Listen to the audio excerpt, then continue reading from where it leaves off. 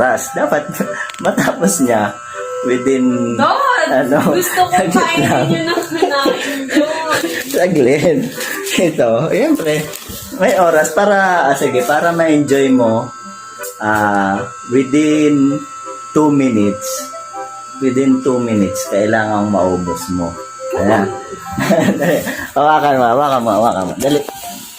Kasi pag naubos mo yan within 2 minutes, may premyo ka sa akin. Ayan. So, ipapakita natin yung premyo. Ito ay hindi budol. E di, ibili mo na lang ulit ng panibago. Ayan.